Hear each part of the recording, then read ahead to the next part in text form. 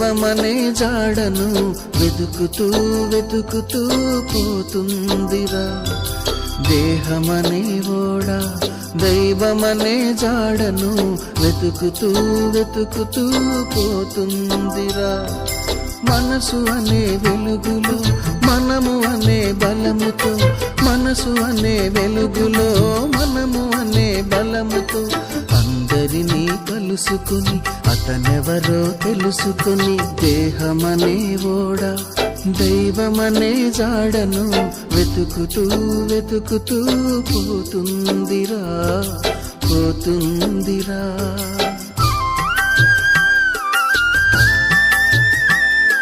నాకు 60 వద్దులే అనింది. అంటే ఎంత మిగిలయ్యాడా? 35 మిగిలే, అవునా? సరే, తర్వాత కోతి వచ్చింది. కోతి నీకు 20 ఏండ్లు ఇస్తానులే అంటే, ఎందుకు ప్రభువా నాకు 20 ఏండ్లు, నాకు 10 చాలు అనింది. కుక్క వచ్చింది. కుక్క నీకు 20 ఏళ్ళు ఇస్తానంటే, వద్దు ప్రభువా నాకెందుకు, 5 చాలు అనింది. స్తోత్రం గడి చెప్పండి. అప్పుడు మానవుని పిలిచాడు. మానవుని పిలిస్తే, ఒరే నీకు 25 ఏండ్లు సాలేరా, ఇంకెక్కువ కాలం వద్దు నీకు భూమి మీద అంటే, ఈ మానవుడు ఏమన్నాడు? అయ్యా నాకు 60-80 కావాలన్నాడు. సర్లే అన్నట్టు. వీడికి ఫిక్స్డ్ డిపాజిట్ 25 మనిషికి. తర్వాత 35 యాడ్ అయ్యాయి. ఎంత అయింది? హలో, 60 అయ్యింది. తర్వాత 10, తర్వాత 5. చెప్తాను అండి. 25 సంవత్సరాల వరకు హాయిగా నడుస్తావు, స్వతంత్రుడివే, నీకు ఏమి బాధ్యత ఉండదు, బరువు ఉండదు, ఏముండదు. 26 తర్వాత ఎద్దులాగా భరించాలి 60 ఏండ్ల వరకు. ప్రతి భారాన్ని మోయాలి. 60 ఏళ్ళు అయిపోతుంది, పిల్లలు పితికులు అందరు వస్తారు, మనమనాలు వస్తాయి. వాళ్ళని చూసుకుంటూ మిగతా 10 ఉందే, ఆ 10 ఏళ్ళు కోతిలాగా పిల్లలతో కోతిలాగా ఆడుకుంటూ ఉండాలి. ఎలాగో 70 అయిపోయాయి. మిగతా 5 ఉందే, ఇంటికాడ కుక్క కాపలా కాసుకుంటూ ఉండాలి.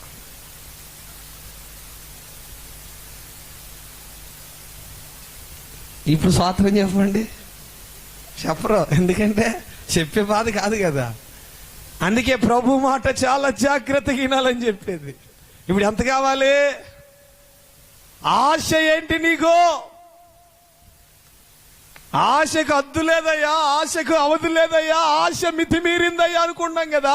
కానీ నిన్ను చూసినప్పుడు పరిశుద్ధుడైన దేవునికి ఒక ఆశ ఉంది. నిన్ను పూర్తిగా పరిశుద్ధపరచాలి. ఎట్లా అంటే, నేనెట్లా పరిశుద్ధనగున్నానో అట్టి విధంగా నిన్ను పరిశుద్ధపరిచి ఎక్కడో వదిలిపెట్టడం కాదు, నా పక్కనే నువ్వు కూర్చోవాలి. చప్పకొడుతూ దేవుని మైపరచో. ఆమేన్, ఆమేన్. ఇప్పుడు చెప్పండి, ఇప్పుడు మీకు చరిత్ర అర్థమైపోతే స్తోత్రం, లేదంటే మళ్ళా 2వ సెక్షన్ వేసుకుంటా.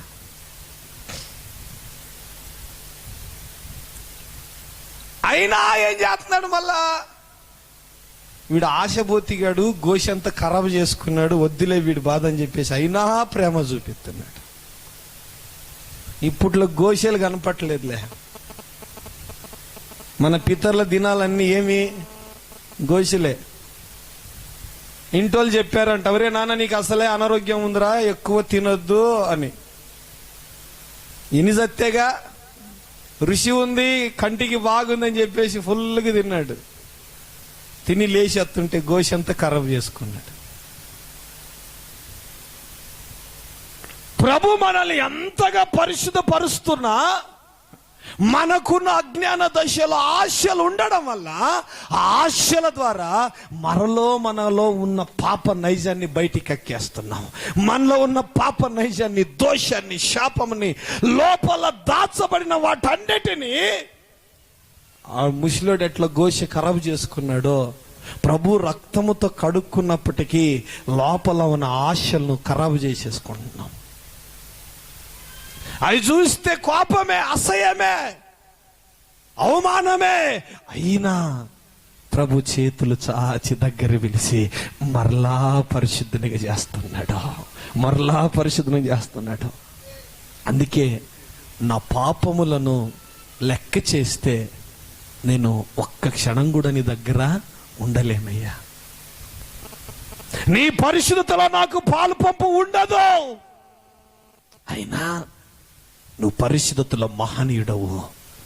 నన్ను పరిశుద్ధపరచటానికి పరమును దిగి పరలోకాన్ని నుంచి భూలోకానికి ఎత్తించిన మహనీయుడవు. ఆమేన్. రండి ఇంకో మాట చూపిస్తున్నాం. కానీ ఈ పరిశుద్ధపరచు సంఘంలో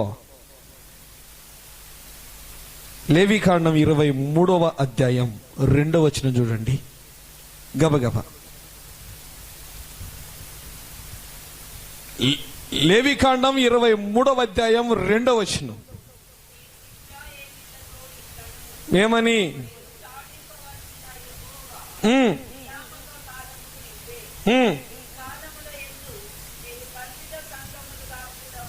స్తోత్రం.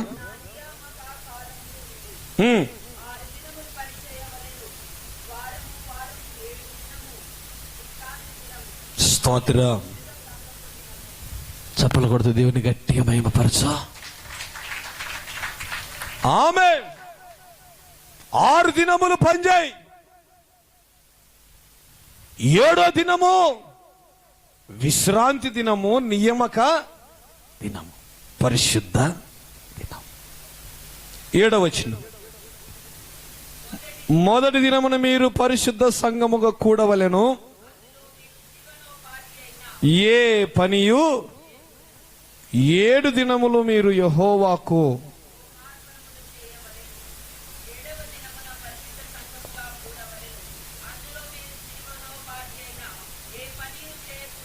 స్తోత్రం.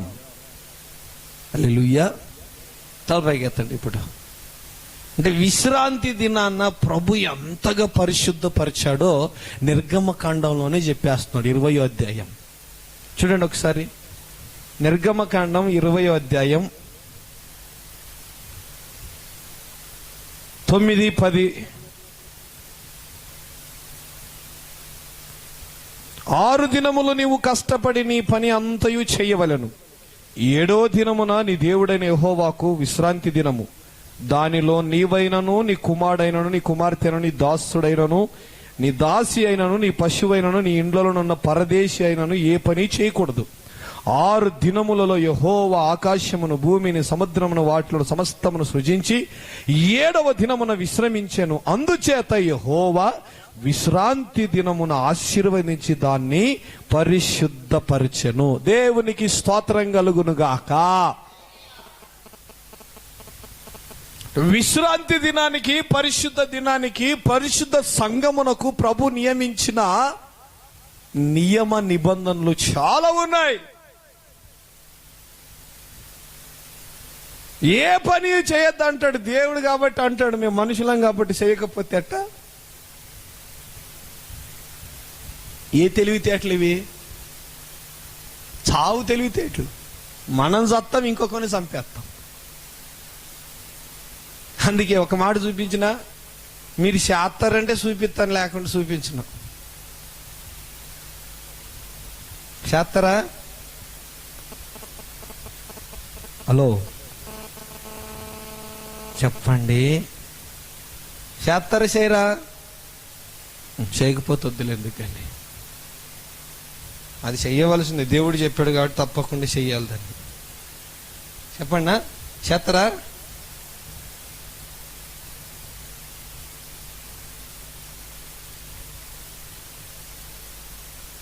సంఖ్యాకాండం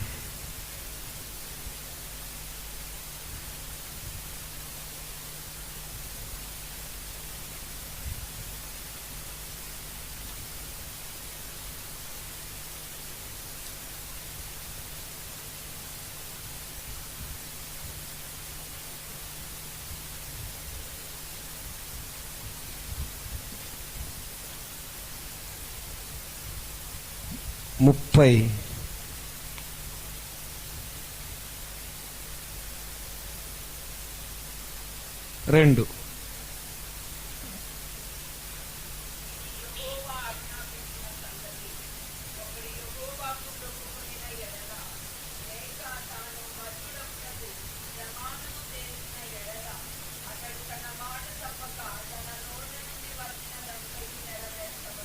స్తోత్రం. చప్పట్లు కొడుతూ దేవుని మహిమపరచు.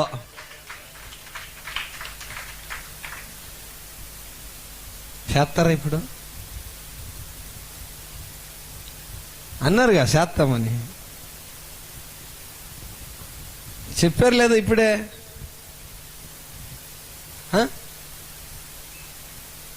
32 32 వచ్చిన చదివారుగా.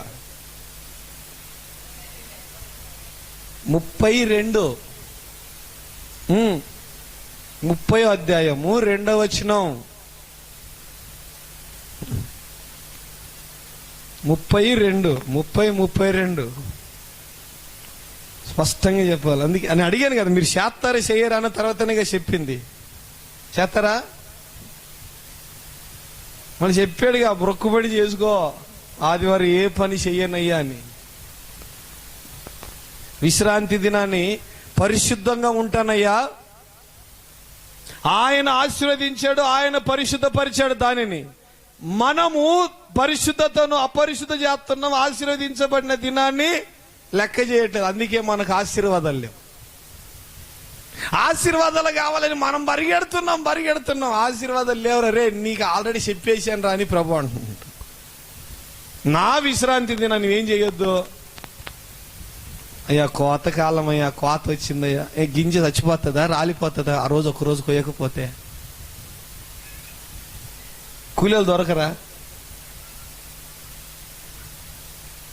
మానవుడు ఎక్కడ తప్పు చేస్తున్నాడు, ఎక్కడ నష్టాడు, తనకుండిన ఆశలే అనుసరిస్తున్నాడు కానీ ఆయన పరిశుద్ధమైన ప్రకారంగా దానిలోకి తాను రావట్లేదు. అర్థమవుతుందా? దేవుడు చెప్పాడు అంతే. విశ్రాంతి దినాన్ని అపరిశుద్ధ పరుస్తున్నాం, మనం పరిశుద్ధపరచట్లేదు. అందుకే పరిశుద్ధ సంఘముగా మనం కూడుకోవట్లేదు. అనుకున్నాం మేము పరిశుద్ధంగా ఉన్నాము అని అనుకుంటున్నాం, కానీ పరిశుద్ధత లేదు. రండి ఇంకో మాట.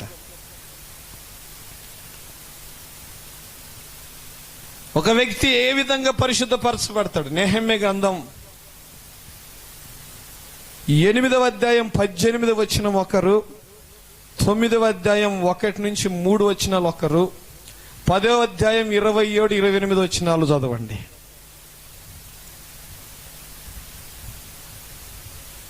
నెహెమ్యా గ్రంథం 8వ అధ్యాయం 18 వచనం ఒకరు,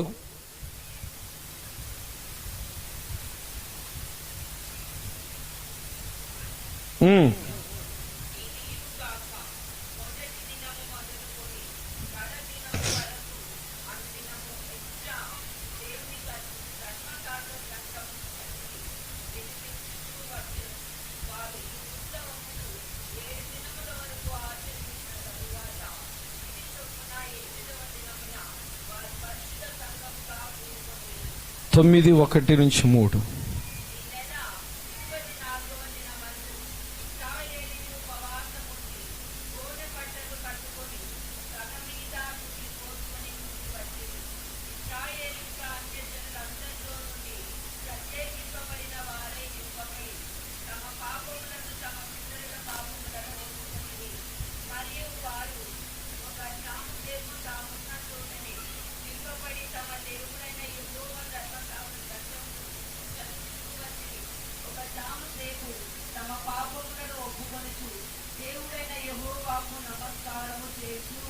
పది 27, 28.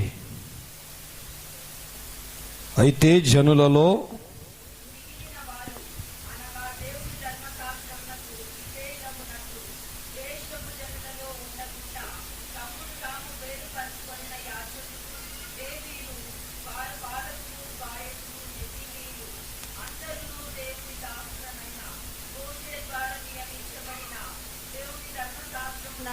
అనుసరించి నడుచుకొనుచు మన ప్రభువైన యెహోవా నిబంధనలను కట్టడలను ఆచరించుదమని శపథము పూని ప్రమాణము చేయుటకు కూడిరి. వారి భార్యలు, వారి కుమారులు, వారి కుమార్తెలు తెలివియు బుద్ధి గల వారెవరో వారును ఈ విషయంలో ప్రధానులైన తమ బంధువులతో కలిసిరి. మరియు మేము దేశపు జనులకు మా కుమార్తెలను ఇయ్యకయు. తలపైకెత్తండి, చాలా జాగ్రత్తగా ఈ మాటలు మనం విందాం. ఒక వ్యక్తి అలాగే పరిశుద్ధపరచబడతాడో అనే అంశంలో మనం ఉంటా ఉన్నాం. ధర్మశాస్త్రమును చదువుతా ఉన్నారు. నెహెమ్యా 7 దినములు ధర్మశాస్త్రాన్ని చదివాడు. ఇన్న వారందరూ ఏమయ్యారు? పరిశుద్ధపరచుకున్నారు. 9:1-3 చదువుకుంటే అక్కడ కూడా ధర్మశాస్త్రాన్ని చదువుతూ ఉన్నాడు. ధర్మశాస్త్రం అంటే అర్థం ఏంటి? దేవుని మాటలు. మోషే ధర్మశాస్త్రం అన్నాడు. మోషే, యెహోవా మోషేకు ఇచ్చిన ధర్మశాస్త్రం. ఈరోజు నువ్వు నేను పట్టుకుంది కూడా ఏంటిది? ఆయన మాటలే, ప్రభు మాటలే కదా. అంటే ఈ మాటలు వినడం వల్ల మనిషి ఏమవుతాడు? పరిశుద్ధపరచబడతాడు. దేవునికి స్తోత్రం కలుగును గాక. ఆమేన్. ఏం రక్తం కొయ్యొద్దు, బలి ఇవ్వద్దు, ఏమి ఇవ్వద్దు, విను. ఆయన మాటలు వినడం వల్ల నీకేమొచ్చేస్తుంది? పరిశుద్ధత వచ్చేస్తుంది. ఆమేన్. ఎంత గొప్ప ఆధిక్యత అండి. ఇంట్లో పిల్లలను చదివిస్తున్నాం, చదువుకుంటున్నారు అందరూ, కానీ పనికి వాళ్ళని అన్ని చదువుతున్నారు, కానీ ధర్మశాస్త్రాన్ని మాత్రం ఎవరు చదివేటోళ్ళు కనపట్లేదు.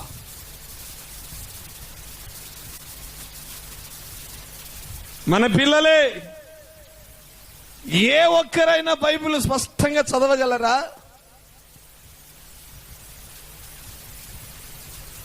ఎందుకు వాళ్ళు చదవలేకపోతున్నారు, తడబడుతున్నారు అంటే దాని మీద చదవాలన్న ఆశ వాళ్ళకి రావట్లేదు. చేయవలసిన పనులు చెయ్యాలి అంటే నీకు దాని మీద మనసు రావాలి. గొప్ప కోసం చెప్పట్లేదు.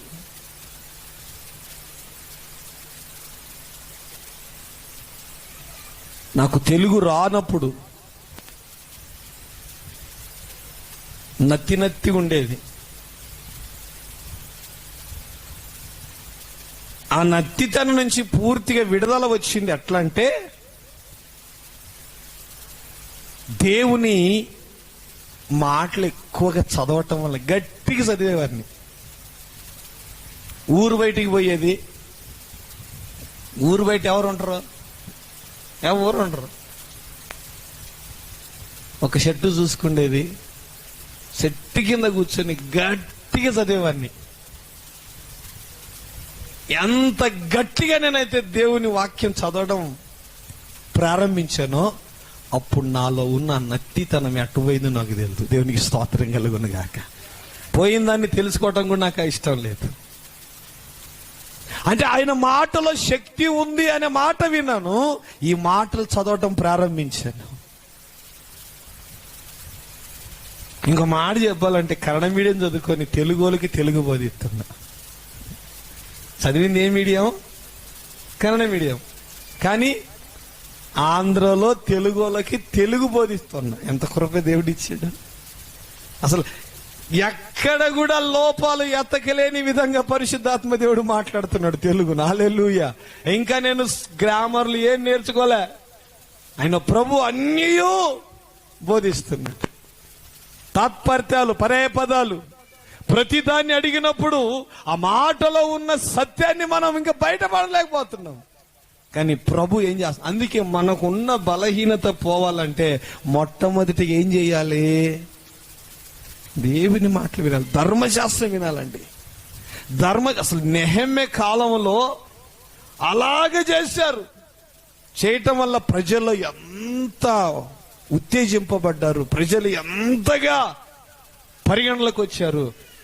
అందుకే ఒక్కటి చదువుతున్న బిడ్డలకి, చదివిస్తున్న తల్లిదండ్రులకు ఒకటి నా విన్నపం ఏంటంటే, మీ పిల్లలు చదివి మంచి ఉద్యోగాలు రావాల్సిన ఆశ మీకు లేకపోయినా పర్లేదు, వారు దేవుని ధర్మశాస్త్ర విధులు స్పష్టంగా పలుకుతూ ఉంటే చాలు అనే కృపలోకి రండి. అప్పుడు వారి కుటుంబాలు దీవించబడతాయి. ఆమేన్. ఈ యాక్టర్ అవుతారో తెలియదు, డాక్టర్లు అవుతారో తెలియదు, కానీ దేవుని ధర్మశాస్త్ర విధులు నీవు పలుకుతూ ఉండగా అన్ని కుటుంబంలో పరిశుద్ధత వాతావరణం అని తనంతకదే స్వతంత్రించుకుంటది. ఆమేన్. గడి చెప్దామా? అందుకే పరిశుద్ధుడైన దేవుడు నిన్ను పరిశుద్ధపరుస్తున్నాడు అంటే ఆయన ఇచ్చిన మాట మీద నీ చదవటమే. చదువు రాని వాళ్ళు అందరూ ఆయన మాటలు మాత్రమే చదువుతారు. మన న్యూస్ పేపర్లు పనికి మాలని మాత్రం ఏం చదవరు. దీనికేమో చదువు వస్తుంది, దానికేమో మరి ఇవి అక్షరాలు అవి అక్షరాలే కదా. అలా ఈ చదువు అర్థం చేసుకోవచ్చు, ఇవి చదువు అర్థం చేసుకునే వాళ్ళు కొందరు ఉన్నారు. కొంతమందికి చదువుకునేది ఎందుకని అంటే న్యూస్ పేపర్ చదువుకోవటానికి.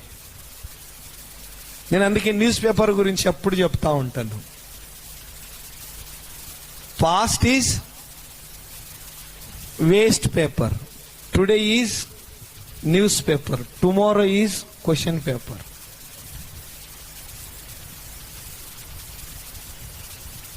పాస్ట్ ఈజ్ ఈరోజు 5 రూపాయలు పెట్టి న్యూస్ పేపర్ కొన్నావు, నిన్నటికి ఆ న్యూస్ పేపర్ ఏమైనట్టు, అందుకే చించి ఏమో తుడసడానికి ఉపయోగిస్తాం. ఓకే, టుమారో ఈజ్ మన భవిష్యత్తే పెద్ద క్వశ్చన్ పేపర్. కానీ యెహోవాను ఆశ్రయించి ఆయన ధర్మశాస్త్ర విధులను బాగుగా ఎరిగిన వాడికి భవిష్యత్ జ్ఞానం అంతయు దేవుడు వాడికి ఇచ్చేస్తాడంట. చెప్పకూడదు, దేవుని మైపరచో. ఆమేన్. ఇప్పుడు చెప్దామా? పరిశుద్ధపరచబడాలి ఒక వ్యక్తి అంటే ఏం చేయాలి? గడిగా చెప్పు.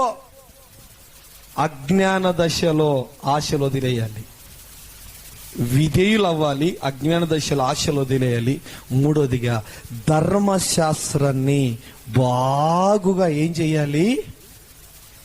చదవాలి. చదవడమే పని, ఇంకా వేరే ఏ పని లేదు. ఇంకా ధర్మశాస్త్ర విధులు చదవడమే నీ పని. నీవు చదువుతుండగా నువ్వు పరిశుద్ధపరచబడతావు. నీవు చదువుతుండగా నీ వాతావరణము కూడా ఏమవుతుంది? పరిశుద్ధత వచ్చేస్తుంది. హల్లెలూయా, హల్లెలూయా. రండి ఇంకో మాట చూపిస్తాను. నెహెమ్యా 10:27-28 చదివాం కదా, అక్కడ కూడా ఒక మాట ఉంది. ఆ మాట చెప్పి నేను ముందుకెళ్తా. చూడండి,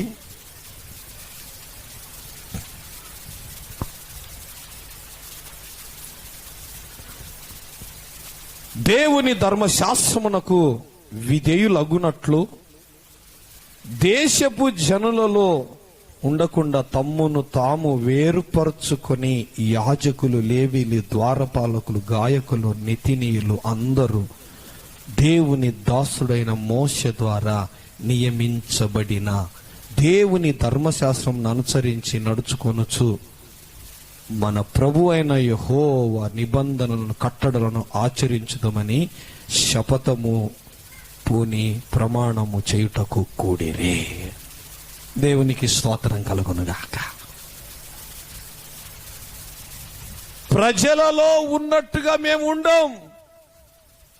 మాకు దేవుడు ఇచ్చిన మాటను బట్టి మేము బ్రతుకుతాం అని ప్రజలందరూ శపథం చేశారు. ప్రజలకు, దేశములో ఉన్న జనుల విధులకు మా విధులు వేరైపోయాయి. శపథం చేశారు. మరి ఈ రోజుల్లో కనపడుతున్నారా? అది అదే, ఇది ఇదే. ఆ సంఘం ఆ సంఘమే, ఈ సంఘం ఈ సంఘమే. ఏట్రా ఈ సంఘాలు గొడవ? నేను చెప్పేగా, లోకంలో ఎన్నో సంఘాలు ఉన్నాయి. నిరుద్యోగుల సంఘం, స్త్రీల సంఘాలు, ఉమెన్ అసోసియేషన్,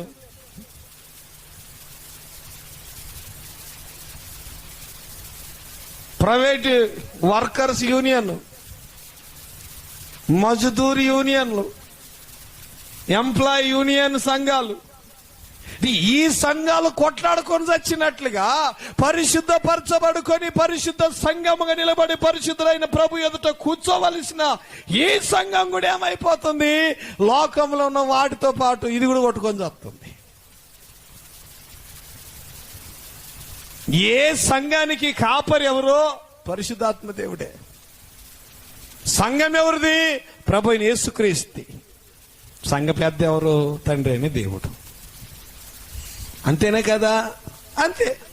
కానీ మనకెందుకు ఇవన్నీ లేనిపోని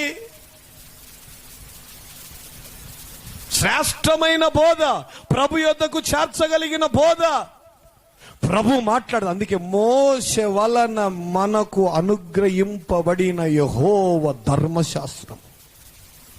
మోషే 40 రోజులు 40 రాత్రులు పగలు కొండ మీద ఉన్నాడు. దాహం అవలేదా? పోతూ పోతూ ఒక మినరల్ వాటర్ ట్యాంక్ వెనకేసుకొని పోయాడా?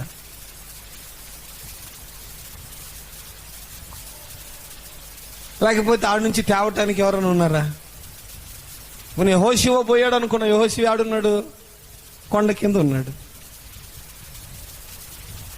మరి ఆయన అంటే దేవునిలో ఉన్నట్లండి. పైన దేవుని స్వరం వింటున్నాడు, దేవుని ముఖ దర్శనం చేసుకున్నాడు. కొండ కింద ఉన్న ఈయన పరిస్థితి అంటే ఈయనకు కూడా లేవు. ఆయన ఎంతగా దేవుని ముఖ దర్శనం చేసుకుంటూ పరిశుద్ధతను స్వతంత్రించుకుంటూ దేవుడిచ్చిన మాటలు వింటా ఉన్నాడు. కొండ కింద ఉన్న యెహోషువకు ఏముంది? కొండ మీద మాట్లాడే మాటలు కిందికి వినపడతాయా?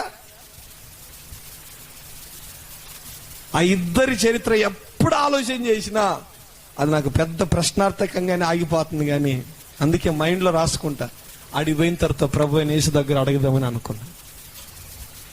అడిగిపోతే యెహోషువ కూడా కనపడతాడు కదా, ఏమయ్యా కొండ కింద ఉన్నప్పుడు నీకేం అవ్వలేదా అంటే ఆయన అంటాడు, ఇప్పుడు ఈడున్నాం, అక్కడ ఏముండదు, పరలోకంలో ఏముండదు, ఆకలి ఉండదు, దప్పిక ఉండదు, ఎందుకు అడుగుతున్నారా అంటాడు. అప్పుడు అడగడానికి ధైర్యం అని వస్తుందా? ఒత్తిదే ఈడు అనుకోవటమే, అంతే. స్తోత్రం, హల్లెలూయా. కొండ పైన అంటే దేవునితో ఉన్నాడబ్బా, దేవుని సన్నిధి ఉంది, దేవుని ప్రసన్నత ఉంది, దేవుని వాక్యం ఉంటున్నాడు. ఓకే, దాహం అనిపించదు, ఆకలి అనిపించదు. కొండ కింద ఉన్నాయని ఈడాడున్నాడు.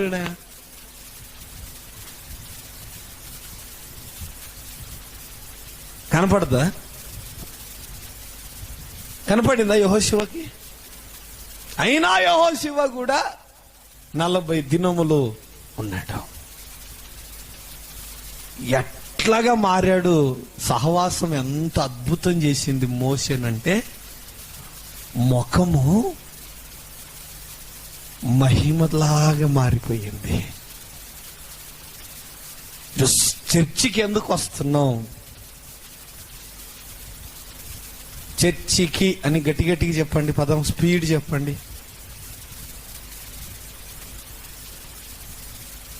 చెప్పండి గట్టిగా.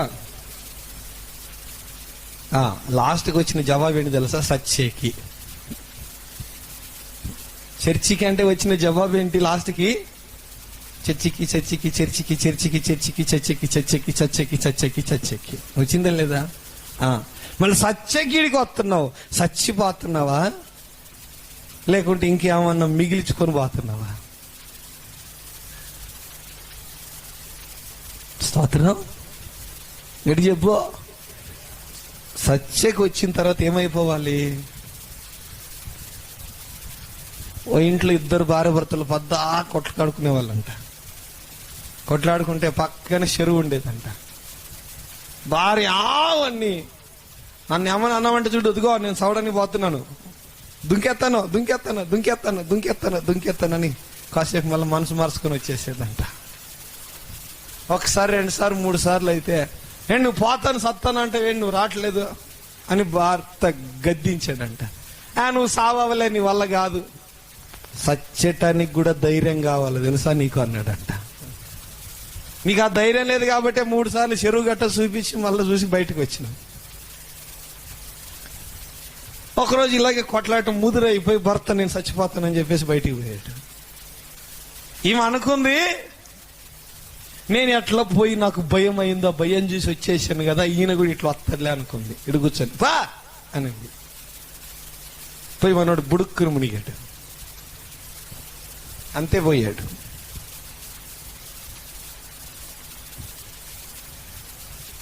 నువ్వు చర్చికి వస్తున్నావు, ఇట్లా చూసి అటు వెళ్ళిపోతున్నాడు భార్యలాగా. ప్రభు మాటలన్నీ అట చూసి వద్దులే నాకెందుకు కానీ ఇవన్నీ మేము పట్టించుకోకూడదు, మందే ఉండాలి అని చెప్పేసి మళ్ళీ వెళ్ళిపోతున్నావా? ఒక్కసారి వచ్చాడు భర్త, ఆ మాటలు అతని గుండెను పట్టుకున్నాయి, చీల్చాయి. పూర్తిగా లోక సంబంధానికి చచ్చి లోకానికి వేరే బ్రతకటం ప్రారంభించాడు. చపవర్తి దేవునిపరచు. ఒక్క మాట అడుగుతున్నా, ఎంతకాలం నుంచి అలాగొచ్చి ఇటు చూసి అటు వెళ్ళిపోతున్నావు?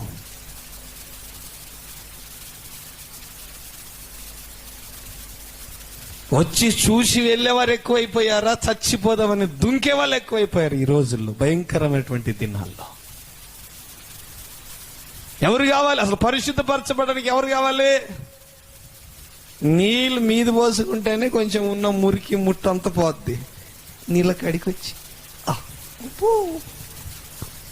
చల్లగా ఉన్నాయి, ఎప్పుడు వేసుకొని చేస్తాం. చల్ల నీళ్ళు పట్టుకుంటేమో చల్లగా ఉన్నాయి, కుండలో నీళ్ళు వేడి అబ్బా వేడిగా ఉన్నాయి. ఇంకా నీ స్నానం చేసే రకమేనా?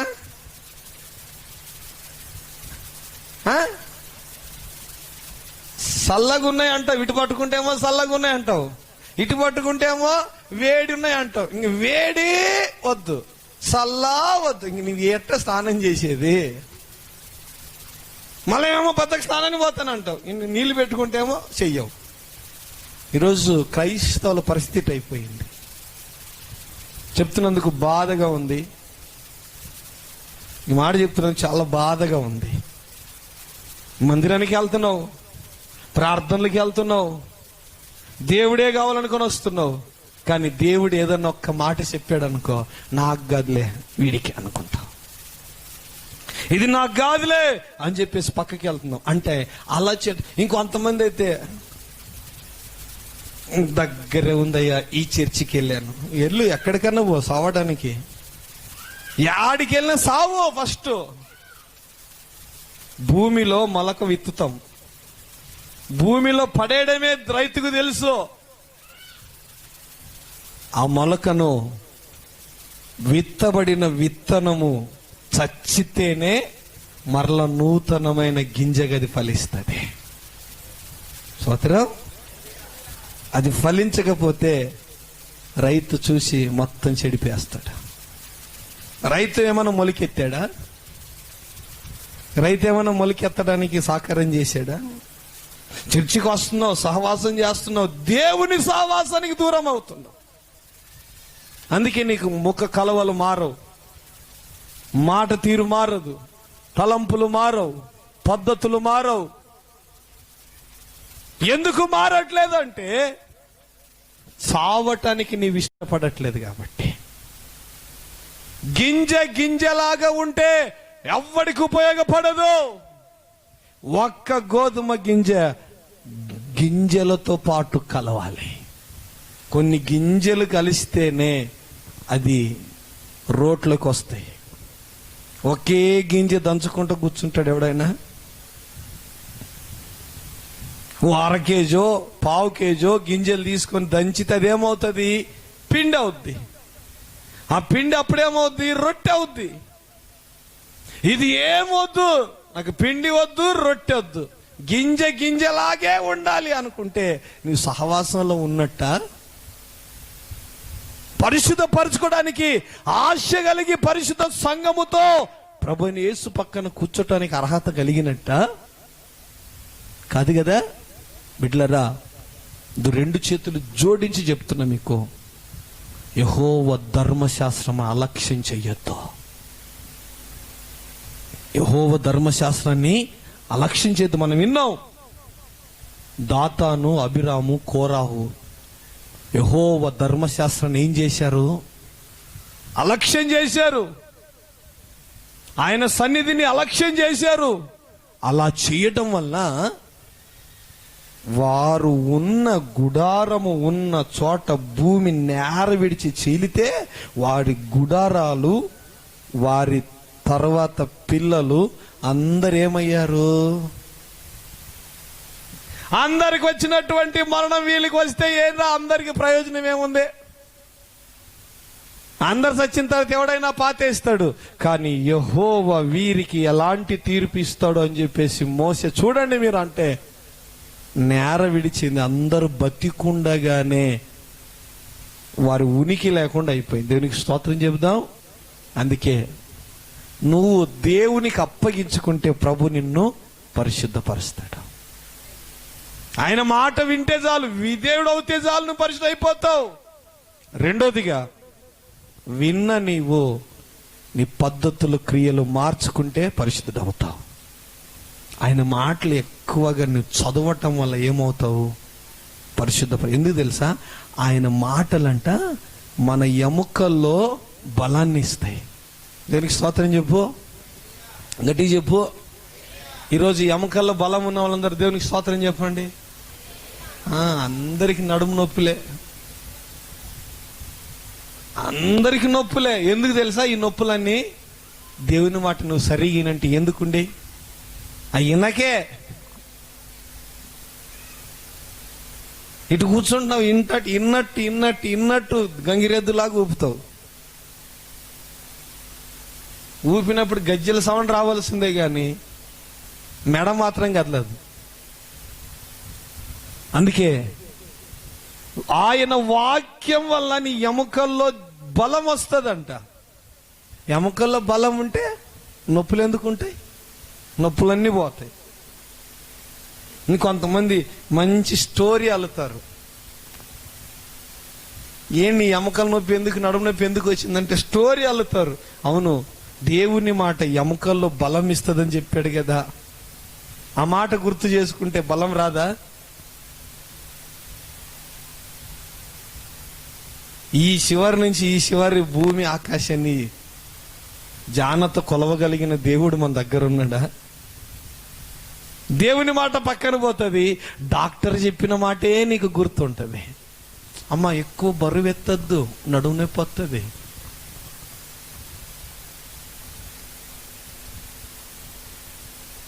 మన పితరులు గర్భం ధరించినప్పుడు ఎన్నో పనులు చేశారు. అందుకే వాళ్ళకు సూజీలు లేవు, డబ్బునాలు లేవు, మందులు లేవు, గుళిగలు లేవు, గుటుకులు లేవు. ఈడ ఉన్న వాళ్ళకి ఏ పని చెయ్యొద్దో, ప్రసవ సమయం వచ్చినప్పుడు 40-50 వేలు పెట్టుకో. ఈరోజు చెప్పే డాక్టర్ ఏంటంట, నెల స్కానింగ్కి రా. ఎందుకు డాక్టర్ అంటే, నువ్వు రాకపోతే నాకు ఫీజు రాదు కదా. నెల నువ్వు వస్తే వచ్చినప్పుడల్లా 1000 రూపాయలు బిల్లు చేసి పంపిస్తా కదా. ఏం డాక్టర్ అంతా నీ దగ్గరే చూపించుకున్నా కదా, ఏం చేయమంటావు? బీపీ ఎక్కువైంది ఇప్పుడు. అందుకే బీపీ ఎక్కువైంది కాబట్టి నీకు ఎలాగో నార్మల్ అవ్వదులే. ఏం చేయాలి? నేను కోసి పక్కన వేసేస్తే నార్మల్ అయితే ఎంత? 2000. కోసి పక్కనైతే 50,000. వాడి బిజినెస్ మైండ్ అది. ఆ మైండ్ నీకు అర్థం కాక దేవుని మైండ్ నీకు అర్థమైనా నువ్వు అదే మైండ్ పట్టుకుని ఊగలాడతావు. స్తోత్రం, హల్లెలూయా. మీరు చెప్తే నమ్మరు. మొదట పాస్టర్ గారు నిరీక్షణ కరుపుతో ఉన్నప్పుడు బోర్లు ఉండేవి కాదు, నీళ్లు ఉండేవి కాదు మాకు ఈడ. నేను పరిచర్య మీద బయటికి వెళ్ళిపోయేవాడిని, పిల్లలు ఎక్కువ ఉండేవారు. అందరూ ఉదయాన్ని కనపడేవారు, మళ్ళీ వెళ్ళిపోయి సాయంకాలంకి వచ్చేవాళ్ళు. నేను ఉండేవాడిని కాదు. బోర్ లేకపోతే మినరల్ వాటర్ ప్లాంట్ దగ్గరికి వెళ్ళిపోయి వాడుకు వదిలేసిన వేస్ట్ వాటర్ బిందెల మీద 8 బిందెలు వేసుకొని దొబ్బుకొని రావాల్సిందే. 8 బిందెలో ఒక్కొక్కసారి నేను వచ్చినప్పుడు కూడా కావాల్సి దొబ్బు, ఏం కాదులేని. దేవుని మహాకృపలో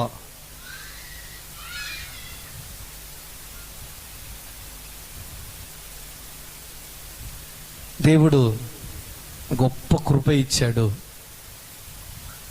2 కాన్పులు నార్మల్గానే దేవుడు చేశాడు. దేవునికి స్తోత్రం, హల్లెలూయా. ఏమ్మా కూటం చూడండి ఒకసారి, అందుకే సండే స్కూల్ పోండి అని చెప్పేది.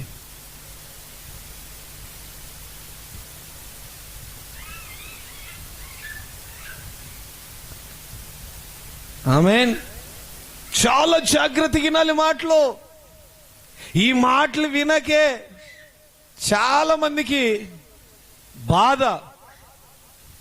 గట్టిగా కసురుకొని చెప్పాడు అనుకో పాస్టర్ గారు దేవుని మాట, ఏంటి పాస్టర్ గారు మాకే చెప్తాడు పెద్దాక. పెద్ద ఈయన వచ్చాడు. పాస్టర్ గారికి కోపం ఎక్కువ ఈ మధ్య, మొదట్లాగా లేడు. మొదట్లాగా పాస్టర్ ఇటు ఎందుకు తయారయ్యాడు, అవును నన్ను బట్టే కదా అని అనుకోరు. ప్రేమ ఉంటది. వాక్యం ఏం చెప్తుంది? ప్రేమించు, గద్దించు, శిక్షించు, అవసరమైతే ఖండించు. ఈ 4 ఉన్నాయి, చేయాలా వద్దా? అని నేర్చుకున్నావు, అది చేస్తాం. నీకు ఎప్పుడు ప్రేమే అంటే కుదరదు. నీకు ఎప్పుడు బోధ అంటే ఉండదు. గింజను దంచకపోతే పిండి కావాలి, వస్తుందా? గింజను కోత కోసినప్పుడు నొప్పా, రోట్లేసి దంచినప్పుడు నొప్పా? ఎవరికి నొప్పి? గింజకు నొప్పి. కోసినప్పుడు గింజకు నొప్పా, మోస్తున్న కంకెకు నొప్పా? ఎండిపోయిన గడ్డికి నొప్పి, అంతే, ఏం కాదు. అదే గింజను తీసుకొచ్చి మొదట్లోనే మీటింగ్లో సువార్తలు అన్ని బాగానే వస్తారు. మందిరంలో కూర్చోబెట్టి ఉపదేశి అని కొడవలు తీసుకొని వేసి గుండతో దంచుతా ఉంటే, అమ్మా ఈ చర్చి మంచిదనుకొని బాగున్నాడు పాస్టర్ గారు అని వచ్చా. ఇంత కఠినాత్ముడు ఉన్నాడంటే, నువ్వు పోతే పో అమ్మా, నేను రాను ఆ చర్చికి, వందనాలు చెప్పిపో, ప్రార్థన చేసి పంపిస్తా, జీవితంలో మళ్ళీ ఇటు పక్క చూడకుండా. పరలోకం నుంచి వచ్చిన ప్రాసెస్ ఇది. ఇక్కడిక్కడ కనిపెట్టిన ప్రాసెస్ కాదు. నిన్ను పరిశుద్ధపరచాలంటే దంచాలి బాగా. ఉపదేశము వాక్యము చేత నేను దంచాలి. కడి చెప్పండి అందరూ, టీవీలు చూడొద్దండి అని చెప్పి ఎంతమంది టీవీ చూస్తున్నారు? ఈరోజు ఇంట్లో కొత్త బైబిల్ ఉండదు, కానీ చినిగిపోయిన బైబిల్ ఎప్పటిదో ఉంటుంది. కానీ టీవీ ఎంత పెద్దదైనా ఉంటుంది.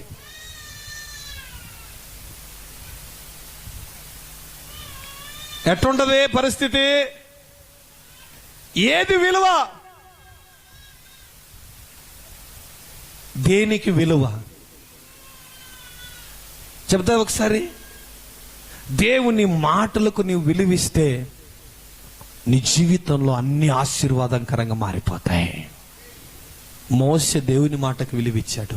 బైబిల్ గ్రంథంలో ఇద్దరనండి దేవుని మాటకు విలువిచ్చింది, సహవాసం చేసి.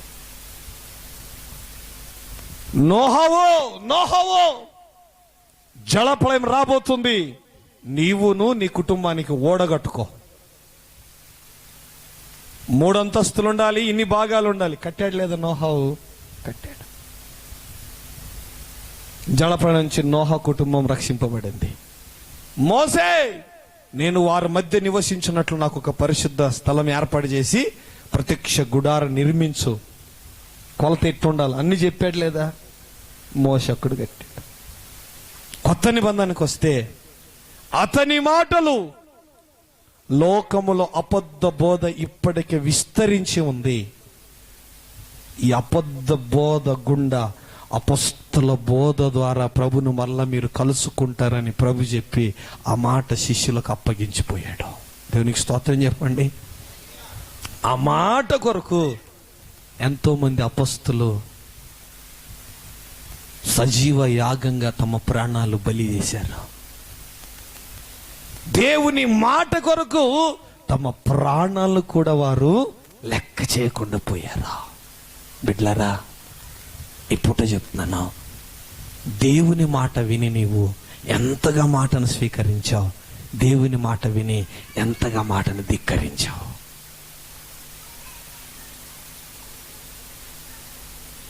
ఆ మాట వినటం వల్ల పరిశుద్ధత ఆశీర్వాదం.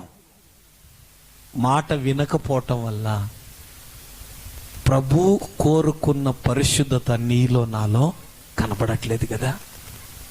సంవత్సరాల తరబడి మందిరానికి వెళ్తున్నాం, సంవత్సరాల తరబడి దేవుని దగ్గరికి వస్తున్నాం, సంవత్సరాల తరబడి చర్చిలకు వెళ్తున్నాం, మీటింగులకు వెళ్తున్నాం, అన్ని చేస్తున్నాం. కానీ పరిశుద్ధ సంఘములో ప్రభు కోరుకున్నటువంటి పరిశుద్ధత నీలో నాలో వస్తుందా?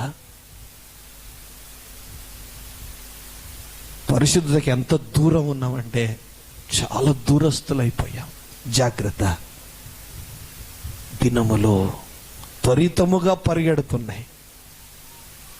అప్పుడే వారం వచ్చేసింది, అప్పుడే 2020 పోయే, 300 రోజు పోయాయి. మిగిలింది ఏంటంటే 65 రోజులు ఉంది కరెక్ట్గా. ఇంకా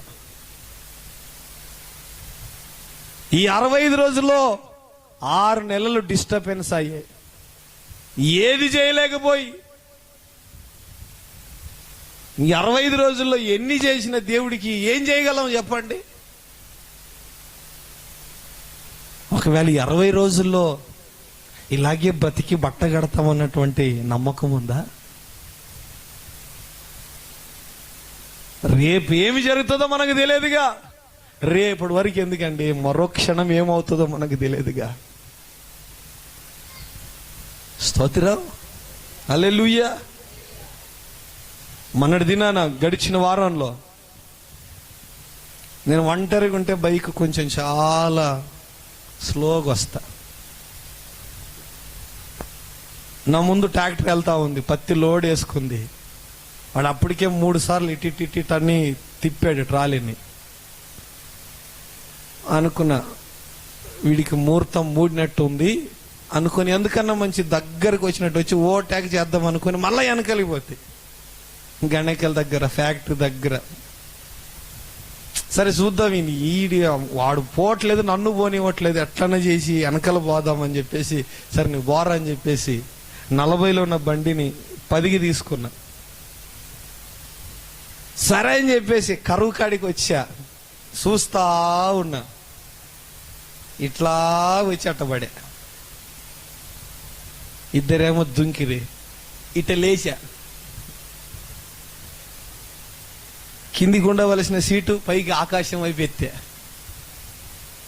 ఎందుకు ఆ బాధ?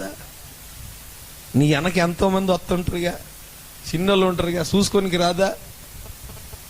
ఇంకొంతమంది బైక్ దొరికితే ఆ యమ సంతోషం. ఎంత స్పీడో,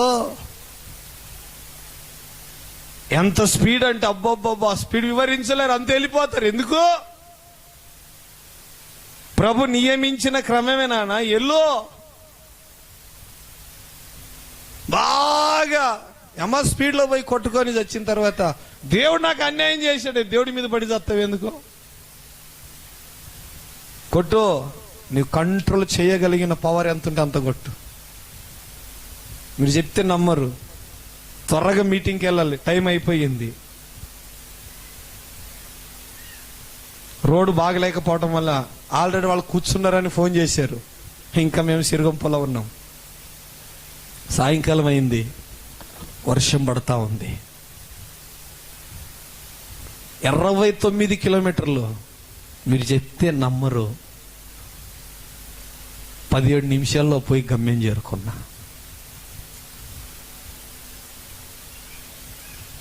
29 కిలోమీటర్లు 17 నిమిషాల్లో చేరా. ముందు బస్సు వెళ్తుంది, వాడు బ్రేక్ వేస్తే బస్సు గుద్దుతా. ఎందుకంటే అప్పటికే నా ముళ్ళు 80-90లో ఉంది. బస్సు వెనకలకి ఎందుకు పోతానంటే వర్షం లావు చినుకులు పడుతూ ఉంటే నొప్పి అవుతుంది. అందుకే బస్సు వెనకలు ఉంటే పడట్లేదు. దేవుని కృపలో 29 కిలోమీటర్లు 17 నిమిషాలు వెళ్ళిపోయాం. మదే సాకి వెనకలు కూర్చుని కంట్లో నీళ్లు కాక్కుతున్నాయి. సమయాన్ని బట్టి మనం వెళ్ళాలి. అప్పటికే ఇంకా మేము 40 కిలోమీటర్లు పైకి పోవాలి. వర్షం దొరికిపోయాం. పరిస్థితి స్టేంజర్ బాక్స్ తడిసిపోద్ది. అయినా ఆగడానికి ఎక్కడ లేదు. మార్గం ఏంటి? గమ్యం చేరాల్సిందే. ఎదురు చూస్తా ఉన్నారు. ప్రార్థన స్టార్ట్ అయ్యింది. ఆయన కృపలో ఎన్నో పలుమార్లు మీకు చెప్పాలంటే మీకన్నా నా ఎముకలు ఎక్కి విరిగాయి. మీకు నొప్పులే, కానీ నాకు అన్ని ఇరిగాయి. కానీ మళ్ళీ ఇరిగిన ఎముకల్లో నూతన బలం ఎట్లొస్తుంది తెలుసా? ఇదిగో ఆయన మాటల ద్వారా బలం వస్తూ ఉంది. బైబిల్ కాలేజీలో ఉన్నప్పుడు ఈ చెయ్యి ఇటు ఎత్తి ఇటు డౌన్ అయ్యేది, ఇది ఇటు ఎత్తి ఇటు అనక పడేది, ఇట్లా ఇరిగిపోయింది. కుడి కాలు కుడి చెయ్యి. నన్ను బాగా గమనించిన వాళ్ళకి తెలుస్తుంది నా కాలు. ఎడంకాల కన్నా కుడికాలు మినిమం 1/2 ఇంచు 1 ఇంచు తక్కువ ఉంటుంది హైట్. కానీ యాక్సిడెంట్లు అయిన తర్వాత ఎముకలు అలాగ అయిపోయింది. అయినా ఎక్కడ కానీ నడక కుంటోళ్ళగా నడుస్తానా? ఎముకలు ఇరిగిపోయిన ఎముకల్లో ఆయన మాట మరలా నూతన బలం ఇస్తా ఉంది ఎముకల్లో. ఆమేన్. ఇక్కడికి వచ్చిన తర్వాత ఈ 9 ఏండ్ల పరిచయలో 8 ఏండ్లు 7 భయంకరమైన యాక్సిడెంట్లు మీకే తెలుసుగా. అయినా ఎముకల్లో మళ్ళీ ఏమొస్తుంది? నూతన బలాన్ని ప్రవహిస్తుంది. ఏం తెలుసా? ఆయన మాటే ఆధారం. ఆ మాటలో ఉన్న జీవం ఎండిపోయిన ఎముక లోయలోనే గొప్ప సైన్యంగా మార్చగలిగిన శక్తి అయిన మాటలో ఉంటే, శరీరము మాంసము అన్ని ఉన్నటువంటి ఈ బ్రతుకులో దేవుని వాక్యం కార్యం చేయలేదా? అంతకన్నా 2 అంతలు చేస్తుంది బిడ్డలారా. దేవునికి స్తోత్రం కలుగును గాక. అంటే నిన్ను పరిశుద్ధ పరిచి నిలబెట్టాలంటే ప్రభు యొక్క ఆశ ఇది. అందుకు చెప్పండి, మొదట ఏమవ్వాలా? విధేయులు అవ్వాలి. రెండోది ఏమవ్వాలి? ఆశలు వదులుకోవాలి. మూడోది ధర్మశాస్త్రాన్ని చదివిన ధర్మశాస్త్రం నీకేం చెప్పింది?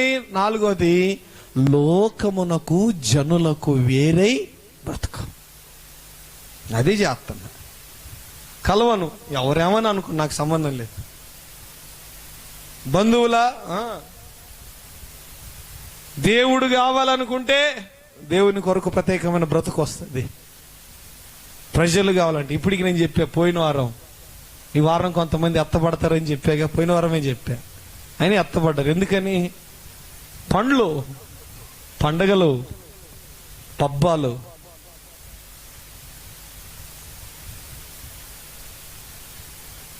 ఇంకా లోక సంబంధమైన దాని నుంచి నీకు విడుదల రాకపోతే నిశ్చయముగా నువ్వు పరిశుద్ధపరచబడ్డట్టు కాదు. నువ్వు పరిశుద్ధత నీకు వచ్చినట్టు కాదు. వెళ్తున్నావు, చర్చికి వెళ్తున్నావు, వస్తున్నావు, ప్రార్థనకి వెళ్తున్నావు, వస్తున్నావు, కానీ ప్రభు నిన్ను ఆశించిన పరిశుద్ధత నీకు రాలేదు. స్తోత్రం. గట్టి చెప్పండి. మరో మాట చూపిస్తున్నా చూడండి. రోమీయులకు రాసిన పత్రిక 8:27 వచనం చదవండి. 8వ అధ్యాయం 27వ వచనం.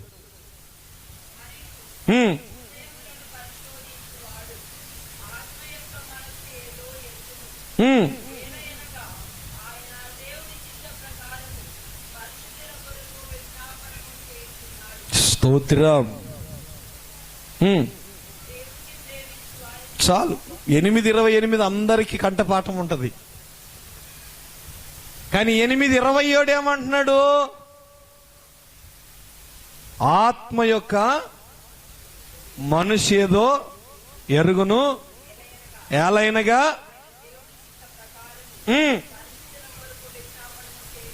చాలు. ఈరోజు పరిశుద్ధ సంఘంలో ప్రభు ఆ పరిశుద్ధత కొరకే కదా విజ్ఞాపన చేస్తా ఉన్నాడు. పరిశుద్ధ సంఘం ఎక్కడ కూడా జారిపోకూడదని, విడిపోకూడదని, బలహీన పడకూడదని, భద్రతలో ఉండాలనే కదా ఆయన నిత్యము పరిశుద్ధుల కొరకే కదా విజ్ఞాపన చేసేది. పరమున తండ్రి పక్కన కూర్చున్నప్పటికీ ఆయనకేం బాధ లేదు. అయినా విజ్ఞాపన చేస్తున్నాడు. ఏంటా విజ్ఞాపన అంటే, అయ్యా నా రక్తముతో కొనబడిన ఒక్కరు కూడా విడవబడకూడదయ్యా. వాళ్ళు పరిశుద్ధపరచబడ్డారయ్యా. ఆ పరిశుద్ధులు ఏ ఒక్కరు కూడా విడవబడకూడదయ్యా. ప్రతి ఒక్కరూ రాజ్యములకు వాళ్ళందరూ జ్వరబడాలయ్యా, బలము తెచ్చుకొని అనే విజ్ఞాపన చేస్తాం. ఇప్పుడు చెప్దామా, మనం పరిశుద్ధత పరచుకొని శాతగాట్లేదు, కానీ ప్రభు మన నిమిత్తము తానే విజ్ఞాపన చేసి మనల్ని పరిశుద్ధపరుస్తున్నాడు. చెప్పకూడదు, దేవుని మైపరచ. ఆమేన్.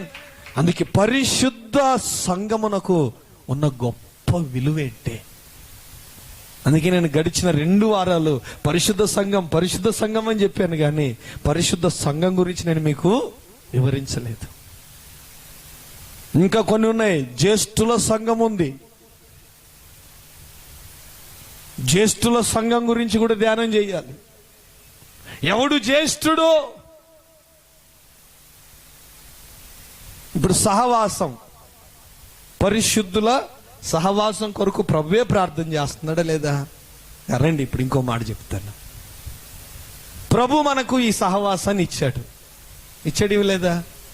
ప్రభు ఆకర్షిస్తేనే మనం ఇక్కడికి వచ్చాం. కానీ శరీరమును ఆయనకు అవయవమై ఉన్నామనేటువంటి అంశంగా సంఘం కూడా ఉంది కదా. ఆ సంఘంలో చూద్దాం అన్ని. పరిశుద్ధత కొరకు ఇంకా నేను ఏ ముఖ్యాంశాలు చెప్తానని చెప్పా. కానీ ఇప్పుడు దేవుని దగ్గరికి వచ్చాం. భ్రష్టత్వం ఉంది లోకం అంతా. రెండు ఒక మాట చూద్దాం. యూదాపత్రిక 1:20 చదువుదాం. యూదాపత్రిక 1:20.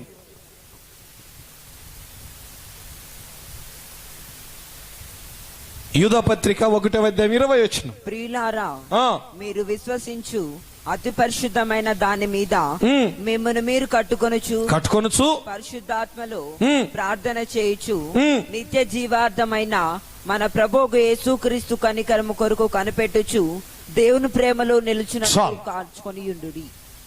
రండి. 1వ వచనం నుంచి ఉండేది 1వ అధ్యాయం కాబట్టి 1వ వచనం 2వ వచనం మొదలుకొని 19వ వచనాల వరకు భ్రష్టత్వం గురించి ఎక్కువ చెప్తున్నాడు. ప్రధానత్వం నిలుపుకొని దేవదూతలే పడిపోయారు. అంత లోకములో అంత్యకాలములో ఎట్లుందో అంటూ మొత్తం చెప్పుకుంటూ వచ్చి తన పరిశుద్ధ సంఘంతో చెప్తున్నాడు, విశ్వాసతో చెప్తున్నాడు. సరే, అది అట్టనే ఉండని, దాని వైపు ఏం చూడొద్దు. నీ విశ్వసిస్తున్నావు కదా, నీవు విశ్వసించుచున్న దాని మీద నీ విశ్వాసం పరిశుద్ధమైంది. ఆ పరిశుద్ధమైన విశ్వాసం మీద నిన్ను నువ్వే కట్టుకో. చెప్పకూడదు, దేవుని మైపరచు బిగ్గరగా. ఆమేన్. విశ్వసించుచున్న నీవేం చేసుకోవాలి? ఎవడో కట్టకూడదు, నిన్ను నువ్వే కట్టుకోవాలి. హల్లెలూయా. అందుకే సమస్త ప్రవర్తన మీద నిన్ను నువ్వేం చేసుకోవాలి? పరిశుద్ధం చేసుకోవాలి. ప్రభు చేసేదంతా చేసేసాడు, కానీ కొన్ని నీకు చేయమని చెప్తున్నాడు. అవి నువ్వు చేయగలిగితే అప్పుడు పరిశుద్ధ సంఘంలో నీవు కూడా ఒక పాలిభాగస్తుడా అవుతాం. సంఘములో మనం ఆయనకు అవయవాలు అవుతాం. పరిశుద్ధ సంఘం తర్వాత చెప్తేనే క్రీస్తుకు మనం ఎట్లా అవయవాలు చెప్తే బాగుంటుందని ఆ సంఘాన్ని గురించి మళ్ళీ నేను అటు దాటి వచ్చేసాం ముందుకి. దేవునికి స్తోత్రం కలుగునుగాక. గడి చెప్దామా? రెండు బిడ్డలరా, ఇప్పుడు ప్రభు ఏం కోరుకుంటున్నాడు నీ దగ్గర, నా దగ్గర నుంచి? పరిశుద్ధతను కోరుకుంటున్నాడు. ఎలాంటి పరిశుద్ధత? ఆయన ఎట్టి పరిశుద్ధతలో ఉన్నాడో అదే పరిశుద్ధత నీలో నాలో ఉండాలని కోరుకుంటున్నాడు. అంటే ప్రకారం, అంటే ఈజ్వల్ టు, ఇంటూ కాదు, ప్లస్ కాదు, మైనస్ కాదు. నేను పరిశుద్ధ ప్రకారం నీవు సమస్త ప్రవర్తన యందు పరిశుద్ధంగా ఉంటావు. నీ పరిశుద్ధత కావాలంటే కొన్ని నువ్వు చేయాలి. ఒకటేం చేయాలి? విధేయుడు అవ్వాలి. 2, అజ్ఞాన దశలో నీకు ఉన్నప్పుడు ఆశలున్నాయి, ఆ ఆశలన్నీ వదులుకో. 3, ధర్మశాస్త్రాన్ని బాగా వినాలి. 4, విన్నదాన్ని ప్రజలకు వేరే బ్రతకాలి. దాన్నే వైరాగ్యం అంటారు. చేరక వేరే బ్రతికారు. 5, నీ విశ్వసించిన దాని మీద నిన్ను నువ్వే కట్టుకో.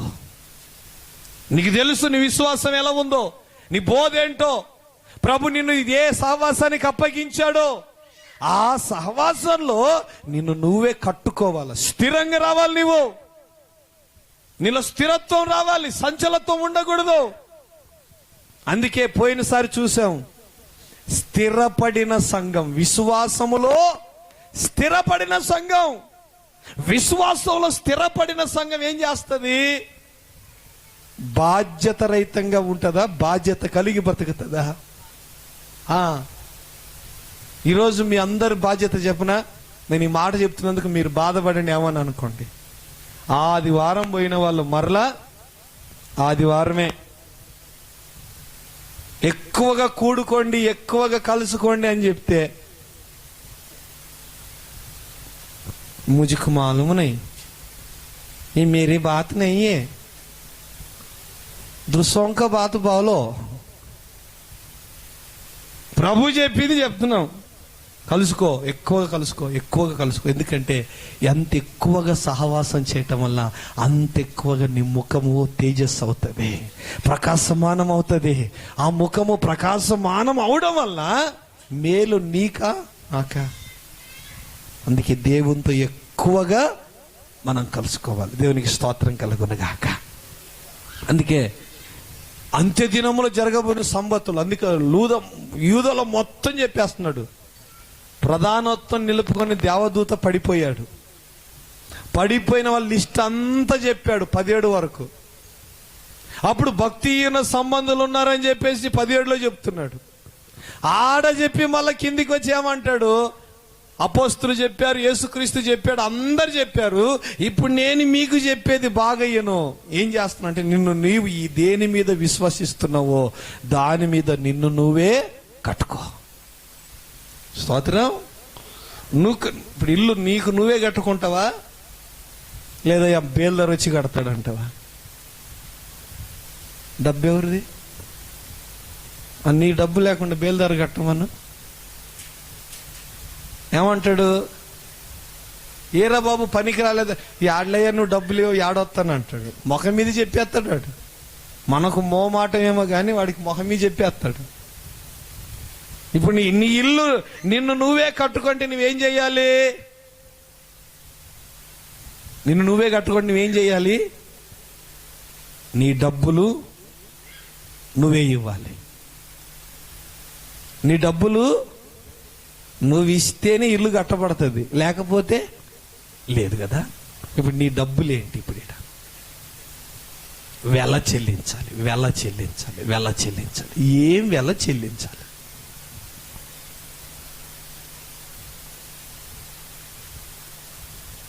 ఒకటే వెల చెల్లించాలి.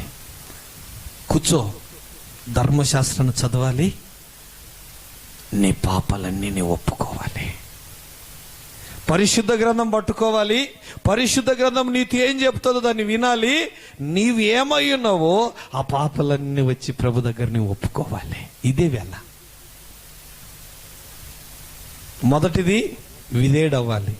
రెండోది అజ్ఞాన దశలో ఉండిన ఆశలు వదులుకోవాలి. మూడోది ధర్మశాస్త్రాన్ని చదవాలి, ఆచరించాలి. నాలుగోది లోకమునకు వేరై బ్రతకాలి. ఐదోది విశ్వసించిన దాని మీద నిన్ను నువ్వే కట్టుకోవాలి. ఆరోది వెల చెల్లించాలి. నీకు పరిశుద్ధత రావాలంటే వెల చెల్లించాలి. ఎందుకు తెలుసా? ఆల్రెడీ నీ కోసం ఆయన ఏం చేస్తున్నాడు? విజ్ఞాపన చేస్తున్నాడు. ఆయనే చేస్తున్నాడు. కాబట్టి అందుకు నీవు దేనికి వెల చెల్లించాలంటే దేవుని మాట కొరకు వెల చెల్లించాలి. కూర్చో, ఓపిక, కూర్చో, కాసేపు దేవుని మాట విను. విన్న తర్వాత నీవెక్కడున్నావో సరి చేసుకుంటూ నీ నోరు తెరిచి నిన్ను నువ్వే ఒప్పుకో. నీ కొరకు ఎంతమంది ప్రార్థన చేసినా నువ్వు ప్రార్థన చేసుకోకపోతే ఆ ప్రార్థన నీకు ప్రతిఫలంగా ఉండదు. నాకు ప్రార్థన రాదు అన్నావు అనుకో, మాటలు రావా? వస్తాయి రావా? వస్తాయి రావా? నీ నోటితో నువ్వే ఒప్పుకోవాలి. చూస్తారా ఒక మాట, 1 యోహాను పత్రిక 7వ వచనం 9వ వచనం.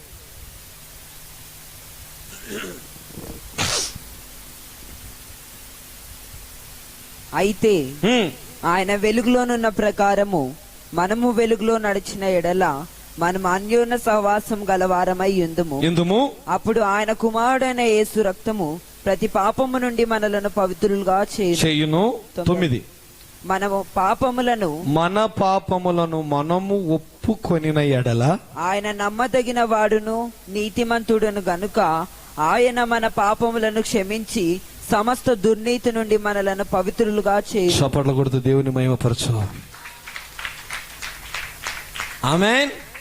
మన పాపములు ఎవరు ఒప్పుకోవాలి? లేదు, పక్కింటాడు ఒప్పుకోవాలి. భార్య పాపములు ఎవరు ఒప్పుకోవాలి? భార్య ఒప్పుకోవాలి. భర్త పాపాలు చాలా మంది జ్ఞానవంతులు, వీళ్ళు ఏ జ్ఞానం అంటే చావు తెలివితేటలు కలిగిన వాళ్ళు ఏం చేస్తారంటే, ప్రభువా నా భర్త పాపము చేశాడేమో నాయన క్షమించయ్యా. భర్త చేశాడు నీకెట్ట తెలుసు?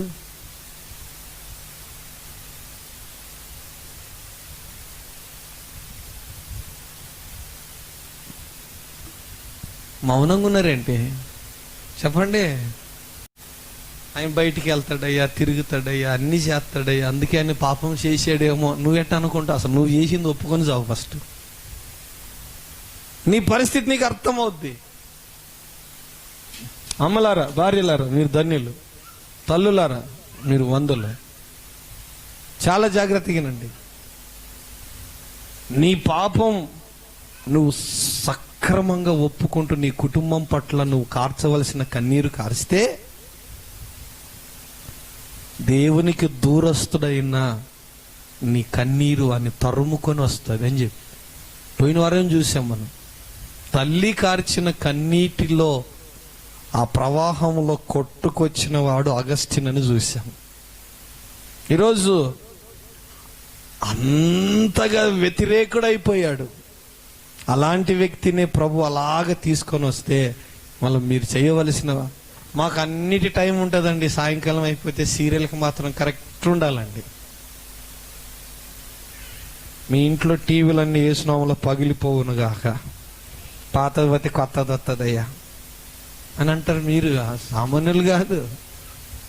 డబ్బలన్నీ పోతే పలకలు వస్తాయ్యా, పలక నీట్గా కనపడుతుంది. అసలు టీవీ ఉండకపోతే ఎట్లా రేపు పరలోకం నుంచి దేవుడు దిగినప్పుడు టీవీలో చెప్తారు, అప్పుడు మేము సిద్ధపడతాం. అవునా? టీవీలు ఉండకపోతే రేపు పరలోకం నుంచి ప్రభు వస్తాడు కదా మధ్యాకాశంలో, న్యూస్ ఛానల్ వాళ్ళకి తెలిసిపోతుంది. వాళ్ళు న్యూస్లో చెప్తే అప్పుడు మేము కింద రెడీ అవుతాం. అప్పుడు ఎత్తబడిన సంఘం ఏమైంటది?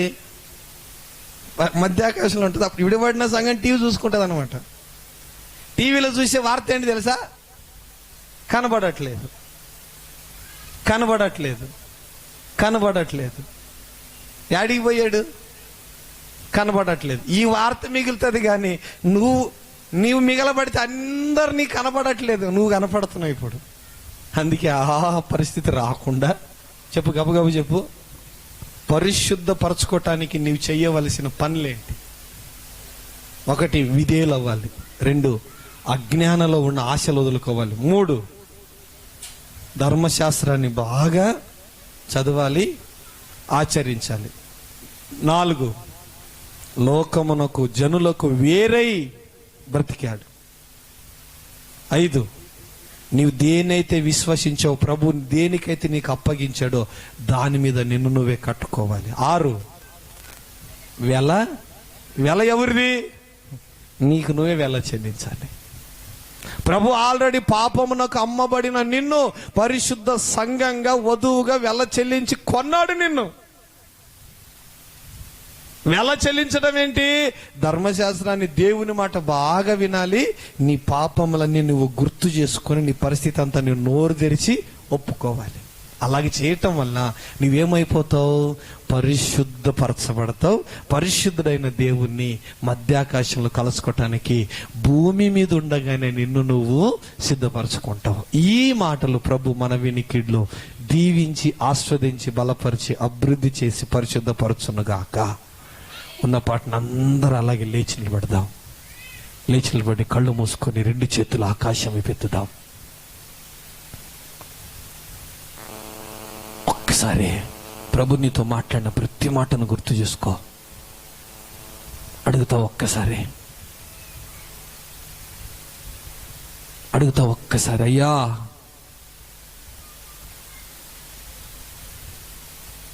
కృపయువు నాకు, కృపయువు నాకు.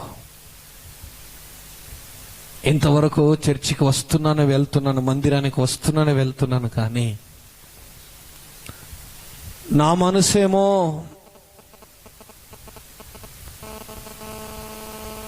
ఒక దాని మీద ఉంటుంది, నీ మనసేమో మరో దాని మీద ఉంటుంది.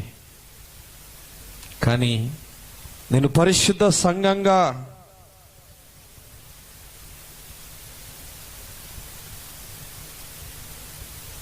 చేర్చబడాలి, నా పరిశుద్ధతను నేనే స్వతంత్రించుకోవాలి అనే మాట స్పష్టంగా వివరించావు పరిశుద్ధాత్ముడా. ఒక్కసారి నాకు కృపనివ్వయ్యా, కృపనివ్వయ్యా, నాకు కృపనివ్వయ్యా. చేసుకుందామా? ప్రార్థన చేద్దామా? రా, కన్నీరు కార్చు.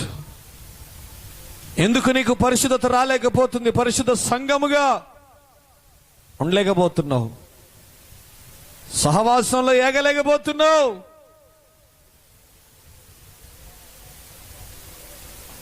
ఆ పరిశుద్ధత కొరకు ఎందుకు నువ్వు నిలబడలేకపోతున్నావు? లోకనాథుడు నిన్ను ప్రేరేపించి బలహీనపరిచి పరిశుద్ధత లేకుండా చేస్తున్నాడు. కారణం ఏంటి తెలుసా? నువ్వు పరిశుద్ధతను స్వతంత్రించుకుంటే ప్రభుతో పాటు వెళ్ళిపోతావని. నిన్ను దూరస్తును చేసి రేపు శ్రమల కాలములో విడవబడిన వారిని ప్రభు మీదకు శత్రువులుగా వాడే సమకూరుస్తున్నాడు.